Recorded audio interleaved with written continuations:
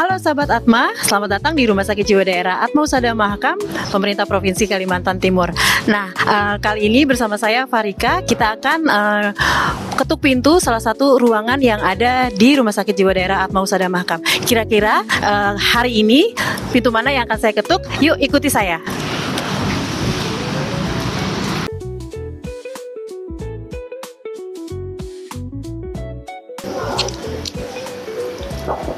Assalamualaikum, ketuk pintu. Waalaikumsalam. Nah sahabat Atma, kita sudah bertemu dengan kepala ruangan dari ruang HCU ICU, yaitu Kak Toha. Yuk masuk. Silakan. Apa kabar Kak? Alhamdulillah baik. Ya, inilah ruang HCU HCU dan ICU. ICU. Iya, betul. Bisa dijelaskan Kak Toha, ICU itu apa? Ya, sebelumnya saya ucapkan selamat datang dulu Mbak Farika di ruang HCU dan ICU. Jadi di Rumah Sakit Jiwa Atma Husada ada 3 bed untuk HCU dan 3 bed untuk ICU. Oh, apa aja? Tadi 3 bed HCU dan 3 bed ICU, yang mana di sini untuk ruang HCU sendiri dan ICU itu adalah fungsinya untuk pemantauan pasien-pasien yang ketat, pasien-pasien yang kritis yang butuh pemantauan, itu penempatannya di ruang ICU gitu. Oke, boleh kita lihat-lihat ya? Boleh, Ayo sahabat Atma. Ayo. Ini di sebelah sini ruang HCU kami. Di HCU kita ada bedside monitor juga, ya, terus bed elektrik, dan bedanya di sini tidak ada ventilator. Nah, gitu. Kalau di ICU kita ada ventilatornya, ya. Oke. Kak, mungkin kita akan ngobrol-ngobrol lebih lanjut nih. Kita cari tempat yang asik dulu ya, sahabat Atma ya. Oke, boleh, silakan. Nah, Kak Toha, sebelum kita melanjutkan pertanyaannya ini, hari ini yang bertugas teman-teman siapa aja nih, ditemani sama siapa? Oke, baik, kebetulan pagi ini ada teman kita Mbak Miki, Cindy, dan sama Mas Nurgianto. Beliau ini adalah tim perawatnya di ruang HCU. Iya. Sekarang kita mau tahu nih, mungkin sahabat Atma juga perlu tahu seberapa HCU tadi, bisa diulang Kak, apa? Ya, HCU dan ICU itu adalah ruangan perawatan intensif ya di rumah sakit. Jadi setiap rumah sakit itu memiliki ruangan intensif, yang mana ruangannya itu berfungsi untuk pemantauan ketat. Terus juga untuk di ICU itu ada bantuan ventilasi mekanik ya, dengan alat ventilator. Terus didukung juga dengan alat-alat canggih yang lain seperti infus pump dan syringe pump.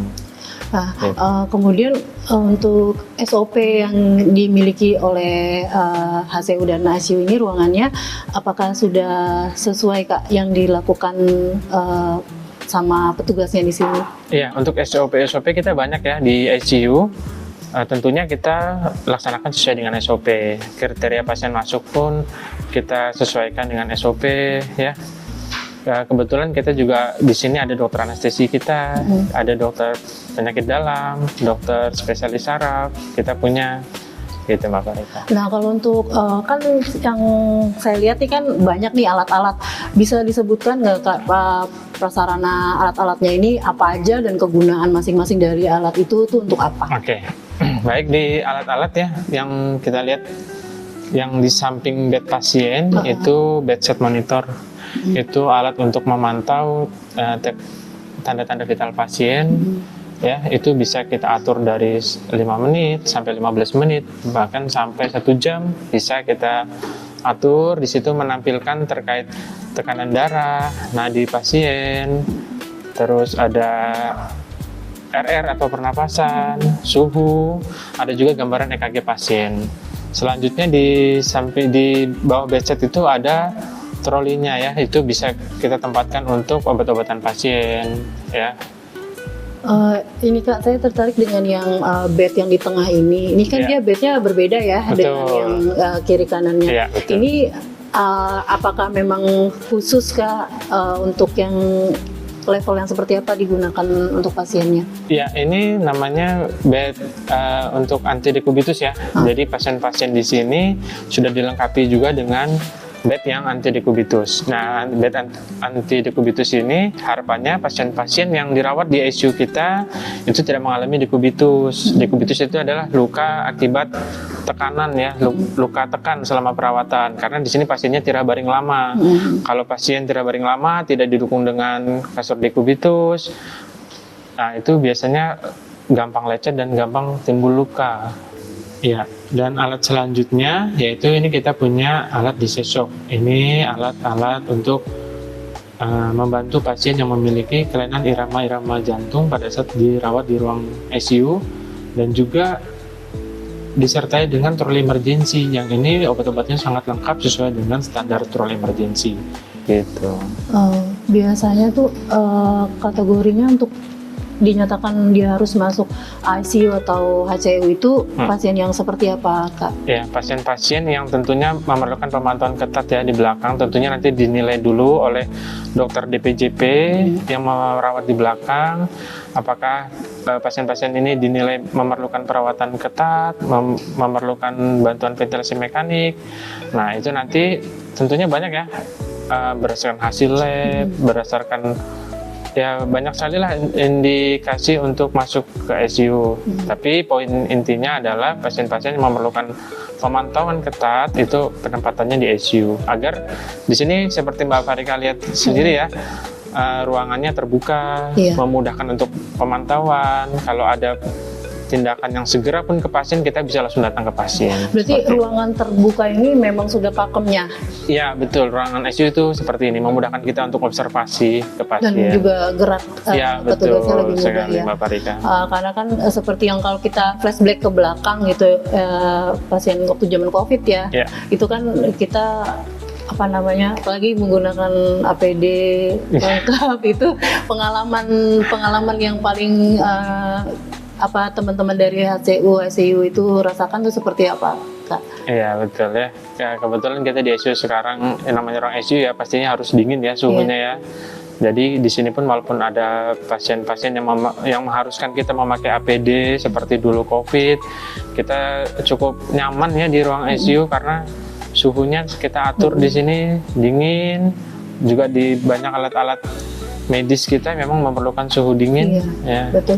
Mungkin kalau misalkan sekarang di Rumah Sakit Atma Husada di ruangan ICU mungkin tidak seperti rumah sakit umum ya, yang maksudnya banyak pasien mondar-mandirnya untuk trafficnya ya. Tapi kita waktu zaman COVID dulu juga mengalami traffic yang cukup pesat juga ya di sini.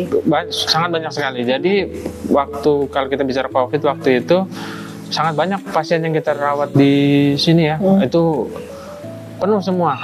Semua bednya kita punya 6 bed ini penuh semuanya. Itu bahkan sampai menunggu itu pasien untuk masuk ke ICU dari IGD. Di ruang ICU kita juga ini ada alat tekanan negatif. Jadi kalau ada pasien-pasien infeksius, kita di sini punya alat tekanan negatif yang membuat ruangan menjadi tekanan negatif. Itu akan membantu sekali untuk mencegah penularan antara pasien dengan petugas atau antara pasien dengan pasien selama dilakukan perawatan di rumah sakit. Seperti itu. Oke, kalau untuk yang sekarang HCU ini bisa digunakan untuk pasien umum kah dari luar atau hanya dari belakang rawat inap kita untuk menggunakan fasilitas yang ada di HCU? Ya, boleh pasien dari umum, dari luar rumah sakit jiwa kita juga bisa terima, bisa kita layani. Pasien dari rawat inap kita itu juga kita layani juga di sini pastinya ya, terutama untuk pasien-pasien kita yang sedang dilakukan perawatan. Tapi seandainya pun ada pasien-pasien dari rumah sakit lain mau mendapatkan pelayanan di ICU kita pun juga layani di sini. Iya, kita menerima rujukan juga ya. Iya betul. Kita karena kan rujukan. Saya lihat di sini kita memiliki alat-alatnya nih yang termasuk canggih ya. Iya canggih, lengkap.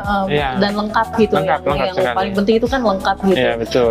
Jadi sahabat Atma jangan ragu untuk mungkin kalau misalkan ada keluarganya yang membutuhkan kalau mau dirujuk ke rumah sakit juga bisa gitu. Iya betul. Di sini juga kita punya alat-alat penunjang ya. Jadi di ICU itu kan juga membutuhkan ruang-ruangan penunjang, pemeriksaan penunjang seperti ada kita CT scan, kita sudah punya juga.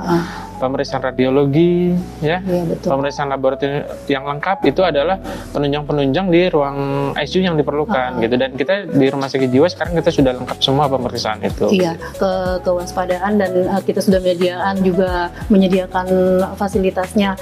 Maksudnya kita berdoa sih tetap sehat Ya, selalu betul, kan. sehat. Cuma kan namanya kita hidup kan kadang-kadang ada naik turun kesehatan Ya, kita betul, kan. Mbak Farika. Nah di rumah sakit kita alhamdulillah sudah terpenuhi juga nih ada HCU-nya, ICU juga. Jadi sudah lengkap lagi gitu. Jadi Ya, betul. nggak perlu bingung-bingung juga kalau misalkan memang membutuhkan fasilitas kami sudah lengkap gitu. Iya, betul, betul Mbak Farika. Sudah lengkap sekali di rumah sakit jiwa ya. Jadi tidak khusus jiwa, tapi untuk penyakit fisik pun kita juga sudah siap melayani di rumah sakit jiwa. Iya, melayani dengan hati tentunya. Iya. Nanti kita akan lanjut juga nih sahabat Atma untuk penggunaan alat-alatnya di video selanjutnya tentunya. Nah, terima kasih Kak Toha dan Siap. teman-teman semuanya Sama-sama, mau Mbak Rika. Terima diganggu. kasih. Nanti kita Sudah akan datang ke ICU. memberikan informasi-informasi yang lain lagi. Kita akan mengetuk pintu dari semua elemen yang ada di rumah sakit tentunya untuk memberikan informasi yang terbaik untuk sahabat Atma semua. Sekali lagi saya dan teman-teman dari HCU dan juga juru kamera tentunya yang jarang tampil di depan mengucapkan terima kasih ya sahabat Atma. Untuk informasi lebih lanjut tentang informasi kesehatan jiwa di Rumah Sakit Atma Husada Mahakam, silakan hubungi hotline service kami di nomor 0811 587 8787. Saya ulangi di 0811 587 8787. Sekali lagi terima kasih. Assalamualaikum. Salam sehat jiwa dan raga. Selamat jiwa raga.